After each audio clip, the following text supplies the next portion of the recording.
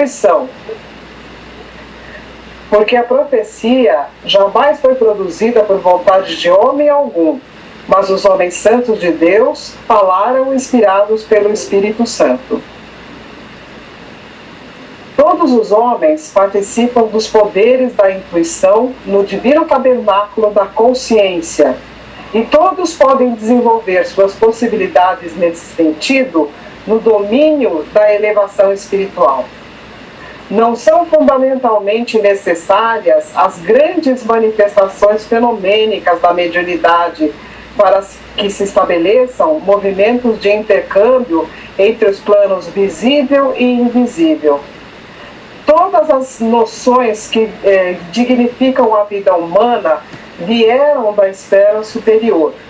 E essas ideias nobilitantes não se produziram por vontade de homem algum, porque os raciocínios propriamente terrestres sempre se inclinam para a materialidade em seu arraigado egoísmo.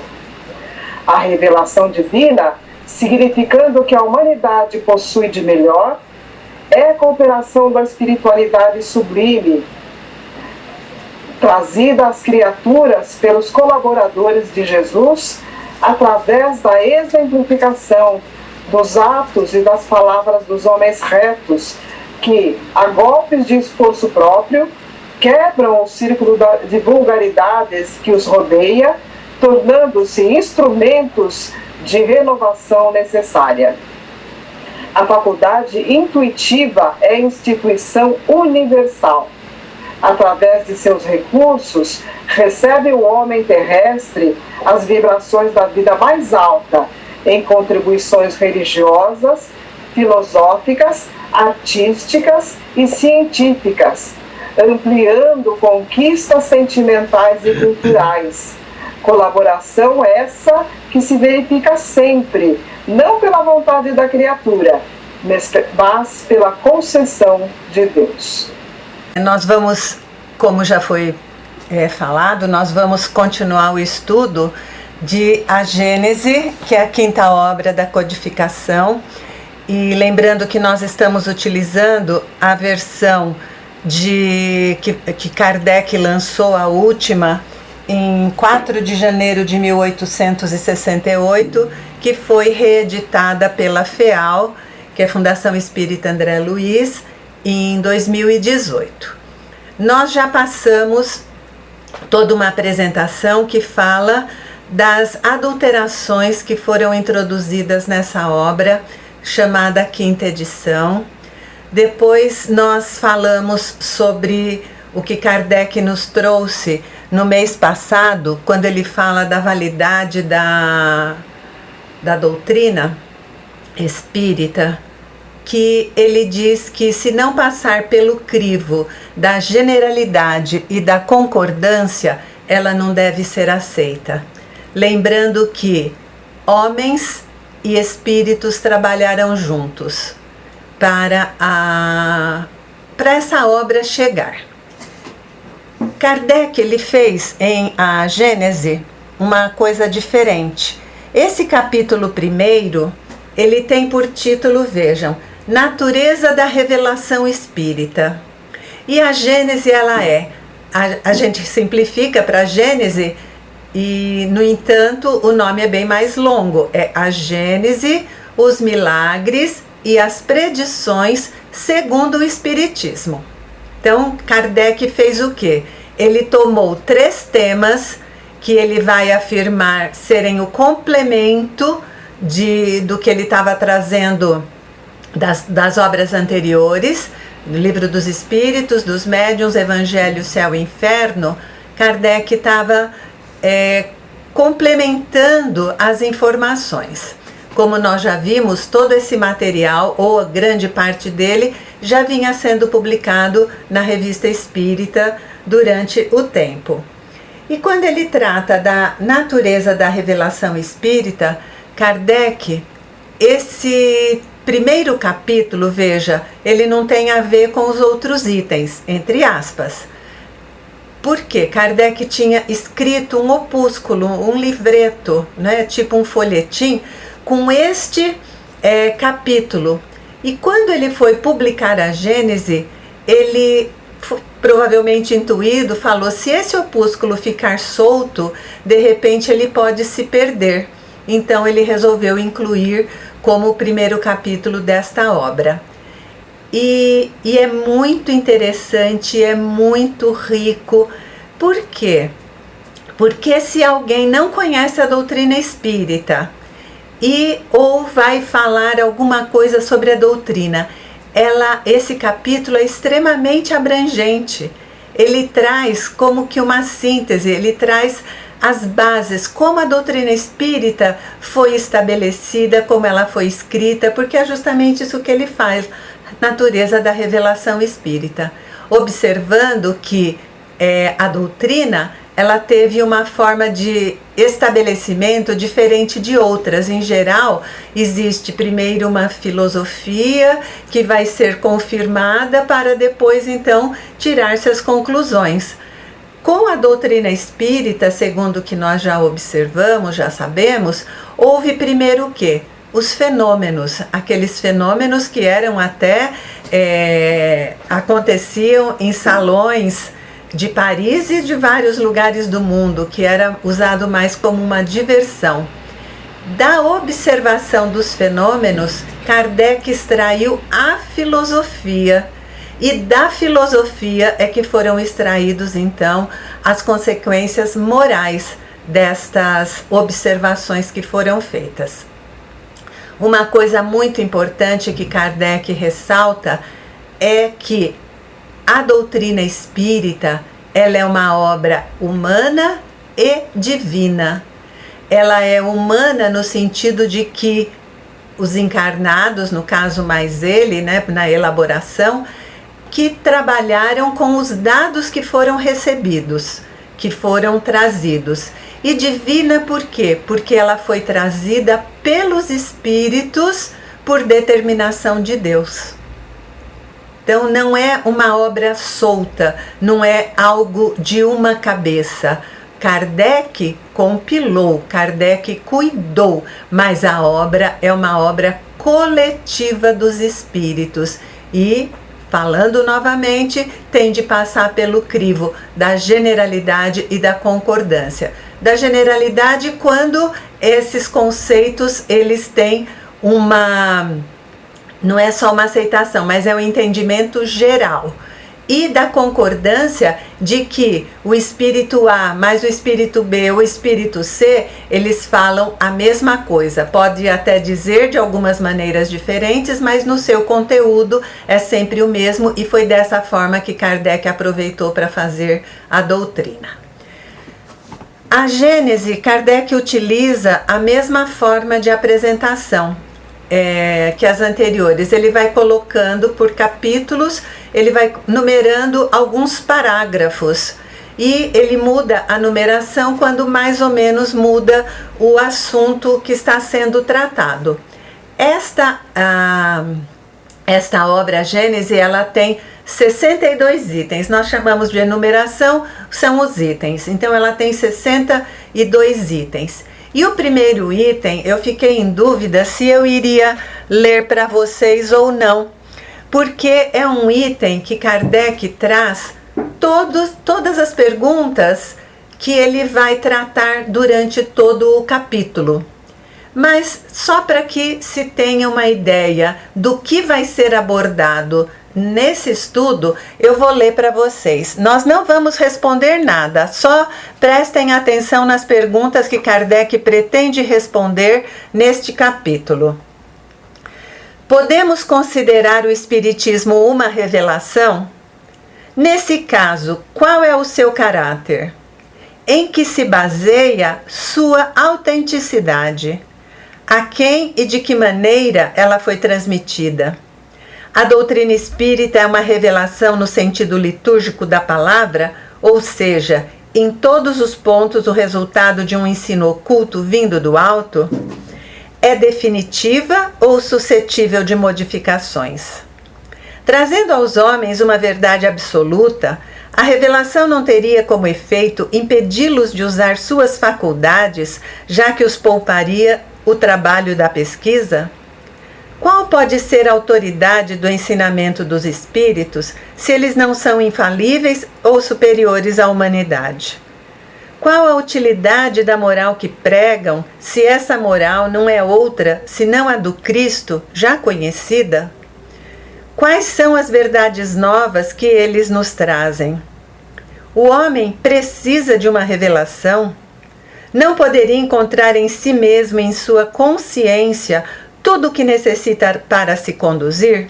Então são essas as perguntas que Kardec pretende responder enquanto escreve este primeiro capítulo de A Gênese. Então, como ele trata no título Natureza da Revelação, ele vai mais uma vez falar do que se trata a revelação.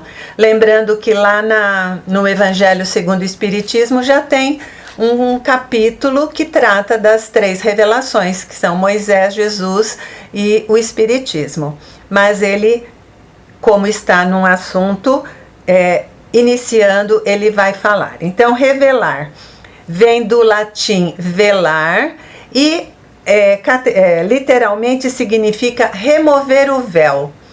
E no sentido figurado, descobrir, fazer conhecer alguma coisa que seja desconhecida ou esteja encoberta.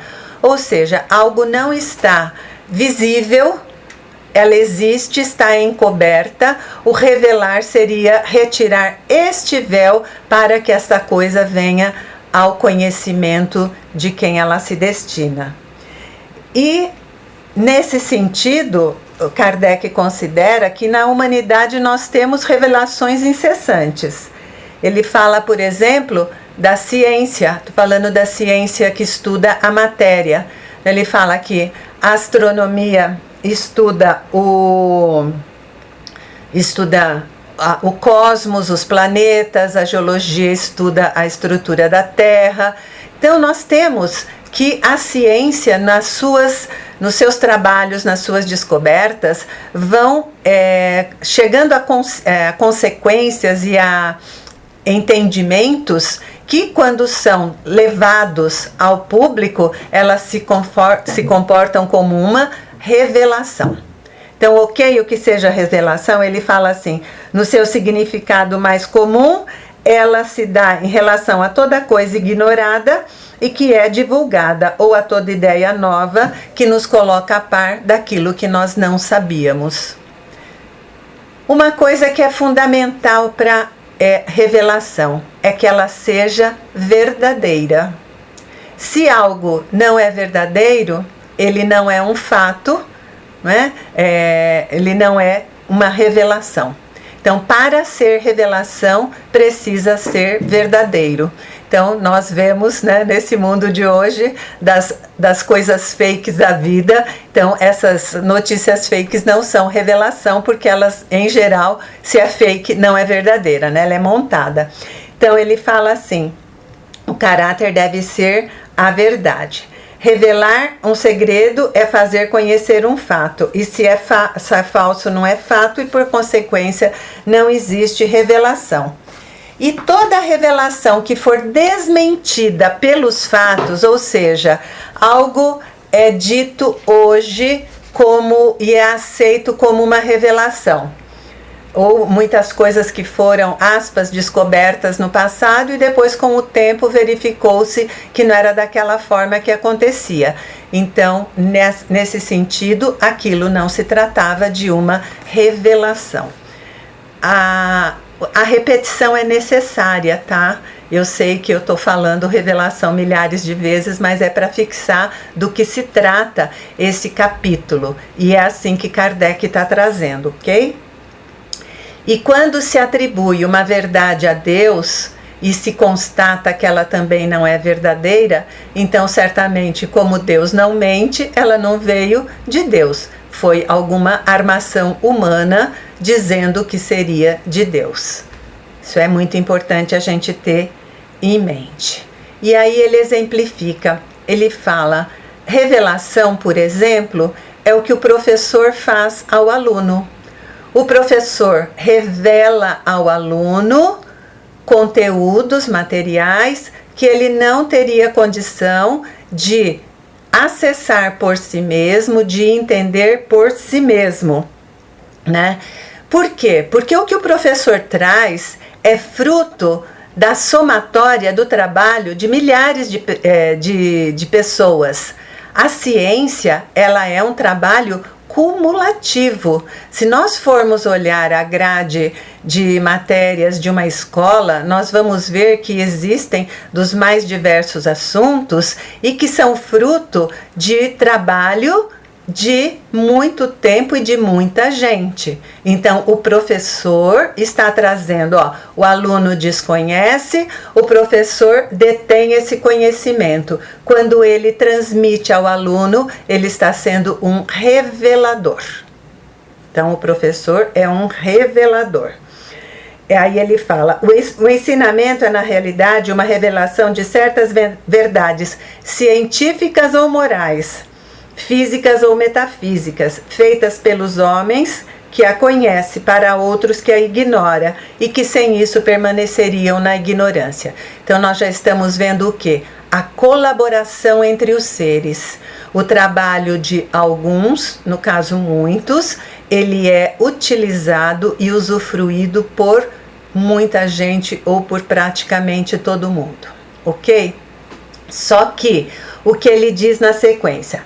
O professor, ele ensina o que ele aprendeu, o que ele também estudou. Então, ele é considerado um revelador de segunda ordem. Veja, isso não é uma condição de valor, não é que ele é de segunda categoria, de segunda ordem.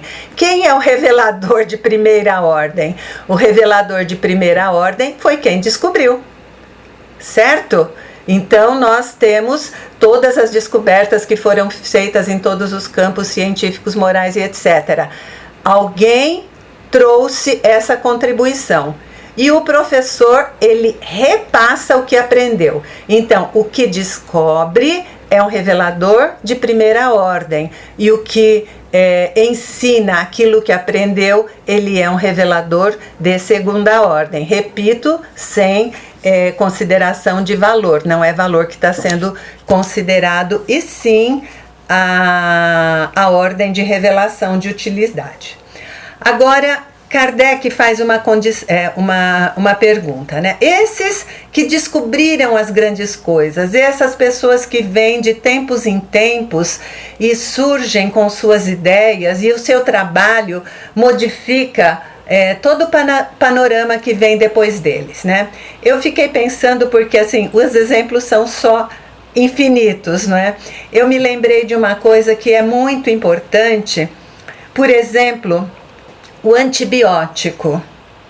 Até a descoberta do antibiótico, que foi no começo do século passado por Alexander Fleming, a maioria das pessoas que faziam um quadro infeccioso acabava desencarnando.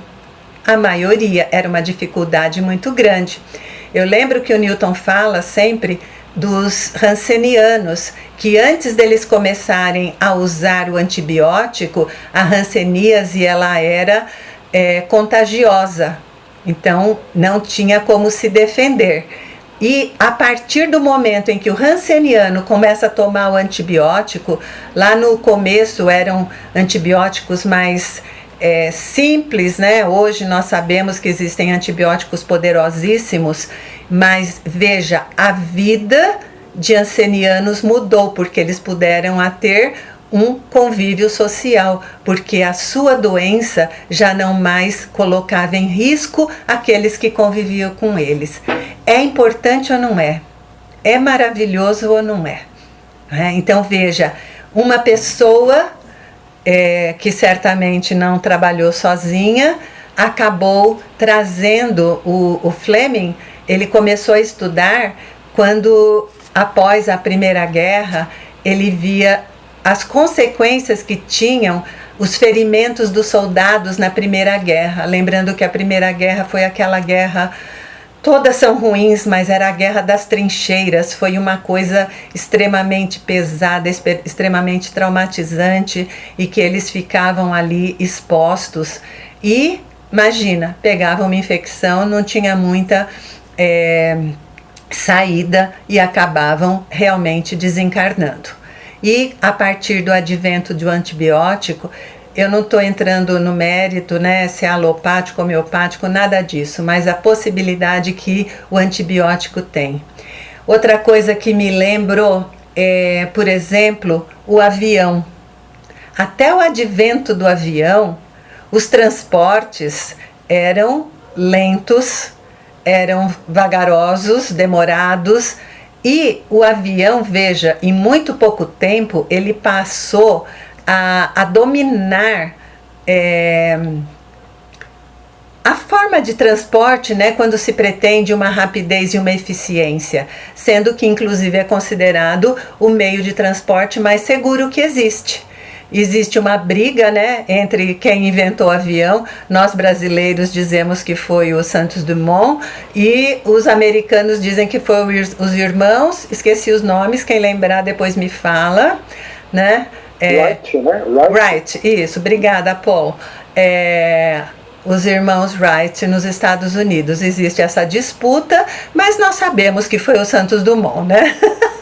Mas então, só brincando, que então são pessoas que vêm, e essas pessoas, elas se destacam desde crianças. Por exemplo, no campo da música, nós sabemos que Mozart, aos 4 anos, ele já tocava esplendidamente. Com 8 ele já tinha feito, 8 ou 9, ele já tinha composto uma peça inteira. Não vou saber os nomes, viu, gente? Depois quem souber complementa. Mas, então, são pessoas que se distinguem pela sua inteligência, se distinguem por não estarem dependentes do sistema educacional vigente, eles aprendem sozinhos, eles se viram sozinhos. E o que o Kardec nos traz, né? Kardec na sua sanidade fantástica, ele fala, as pessoas, se for um materialista, ele vai dizer que essas pessoas têm os cérebros privilegiados. Ele tem mais massa cerebral, ou uma massa cerebral de melhor qualidade, né? Aí ele fala, olha o que o Kardec fala, tinha de ser ele. Ele fala assim, nesse caso não teriam mais mérito que um legume maior e mais saboroso que os outros. Eu aguento isso. Onde já se viu? Aí ele fala, mas alguns espiritualistas diriam que essa foi uma alma privilegiada por Deus. Deus deu a essa alma maiores condições do que deu aos normais, dos mortais que somos nós, né? Aí o que teríamos nisso? Um Deus parcial. Um Deus que faz diferença entre a sua prole, digamos assim, o que também não é uma coisa lógica. Lembrando que o estabelecimento de Kardec, ele buscou, dentre tudo que ele avaliava, ser racional e lógico dentro das suas conclusões, evitando as dificuldades que poderiam advir de uma coisa não obedecer a isso. Então, o que nos explica? A única coisa é de que essas pessoas que vêm nessas condições diferenciadas, que Kardec está chamando de gênios, essas pessoas já viveram antes. Elas não são melhores do que nós porque Deus privilegiou ou porque receberam um cérebro mais eficiente. Não, é porque elas já viveram antes e fizeram todo esse aprendizado em vidas passadas, em vidas anteriores. Então, quando vieram a encarnar, já traziam esta bagagem. Já traziam esta bagagem. Isto é muito importante, porque se acreditarmos de uma maneira diferente desta, nós vamos ver que não segue a lógica que nós entendemos. Assim, Kardec nos coloca a necessidade da revivência, né, da pluralidade das existências, de nós existirmos mais de uma vez, e, obviamente, se existimos antes da reencarnação, ou seja, encarnarmos novamente. Ok até aqui? Me parece que Kardec é bem claro, não é? Então ele fala assim: a única solução racional desse problema está na pré-existência da alma e na pluralidade das existências. Tá? O homem é um espírito que, tendo vivido mais tempo, conquistou e progrediu mais do que os menos adiantados. E como seu saber ele é anterior a essa vida, ele vem para quê? Ele vem justamente para colocar o seu saber a serviço da humanidade. E também com isso progredir. Então, acaba sendo o quê? Um missionário. Porque ele recebe a incumbência de transmitir ao mundo, transmitir para as outras pessoas aquilo que ele já traz como sua bagagem de vida. Aí ele fala assim, os homens, ele fala que nós, ele chama tudo de homens, né, porque é uma maneira aí de escrever, mas as pessoas, todos nós vamos evoluir, queiramos ou não. Este é um determinismo que existe. Nós fomos feitos simples ignorantes com o objetivo de nos aperfeiçoarmos. Só que, por nosso ritmo próprio, apenas com as nossas decisões e com as nossas experiências, nós caminhamos muito devagar. Caminhamos, mas a nossa trajetória é lenta. Agora, quando um desses gênios vem e traz algumas dessas coisas que modificam todo o panorama, ele provoca o quê? Ele provoca uma aceleração no progresso de todos. A sua presença, a sua influência modifica todo o panorama da humanidade. A sua simples presença e o resultado do trabalho que ele apresenta. Obviamente existem algumas coisas que são mais setoriais do que outra, mais numa cultura do que em outra, mas esses que Kardec está chamando de grandes gênios, eles influenciam em toda a humanidade. Ok?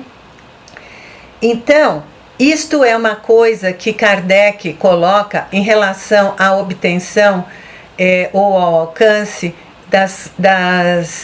dos bens, dos conhecimentos, da natureza, das coisas naturais, da ciência. Lembra que a gente viu no mês passado? A ciência humana cuida das coisas invisíveis e a doutrina espírita e espiritismo cuida das coisas invisíveis. E quando atuam juntas, nós conseguimos alcançar uma expressão, uma explicação boa para os fenômenos. Então, até aqui, Kardec está considerando a presença dessas pessoas, desses gênios, na sua contribuição para toda a humanidade, considerando a parte encarnada, a parte material, ciência material. E a partir do mês que vem, então, nós vamos ver quando ele traz, então, aqueles que vieram trazer a sua contribuição para o aspecto moral, aqueles que fizeram grande diferença nos meios onde estiveram, um Buda, um Maomé, um Jesus, né? Então, esses espíritos que trouxeram contribuições de ordem moral, de ordem espiritual para o avanço daqueles a quem eles alcançaram.